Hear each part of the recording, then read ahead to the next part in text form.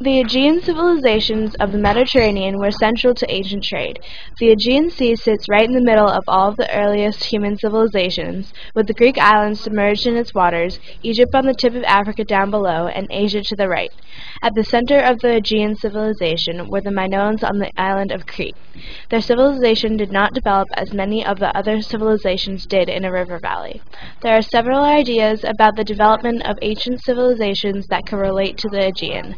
The most applicable to the Aegean is William McNeill's theory of interaction. The Aegean people traded with others, and that led to them adapting the ideas of other groups.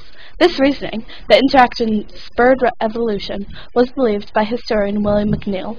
When different people meet, they can make decisions about each other's ways of life. For the Aegean, this was the way they developed as a culture. Trade forced the Minoans to cooperate, and that made it possible to create surplus and make more profit. McNeill says that sharing ideas between people sparks new ideas between those different people. Groups change because they meet other groups, and they either reject or accept the thoughts of the other people. I think it's like taking something from someone else and building off of it. This is exactly what the Aegeans did. They were the center of trade, and that made them interact with the major cultures of the Aegean, such as the Etruscans and the Egyptians. This statue, like many others, was a piece traded by the Minoans of Crete. It is a goddess representation widely known as a Venus sculpture.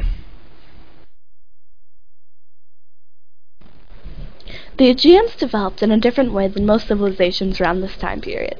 They did not have a river around them. They had an ocean. The ocean was not direct drinking water, and they could not water their crops with it. It was essential to trade, so they had more variety of crops.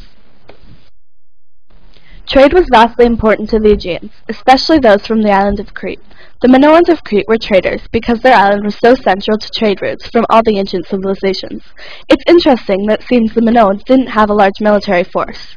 Unlike most civilizations of the time, the people of Crete weren't necessarily worried about being attacked and didn't rely on a large military. They also didn't have many barriers separating them from other civilizations. They actually had trading posts as far away as Palestine and Egypt, and anyone with a ship could come to their island. So why weren't they afraid of being attacked? Perhaps the people of Crete knew their ability to trade made other civilizations need them around. McNeill's theory was also relevant to the way trade changed over time for the Minoans. The things the people of Crete traded probably changed as they started to realize they could trade more if they had the specific goods others wanted. For example, if there was a new Minoan trading post in Egypt, they may make ceramics with cats and winged animals on them because they knew from interacting with the Egyptians those things were important to Egyptians. In this way, the theory of interaction is also applicable in understanding. People from the hundreds of surrounding islands came to Crete to trade crafts and goods, thus making Crete a very important trading ground for ancient Greece. The goods they traded got all over the place. They reached from Anatolia to Israel. This shows that they had an influence in a very large range of people. Their trading did not only encourage themselves to develop, they made many others from all around develop as well. This puts McNeill's theory on a whole nother level. For the people of ancient Greece, trade wasn't only a way of earning pay, it was a lifestyle. Trade influenced their development on how they lived. William McNeill's theory fits the Minoans in all of Greece perfectly.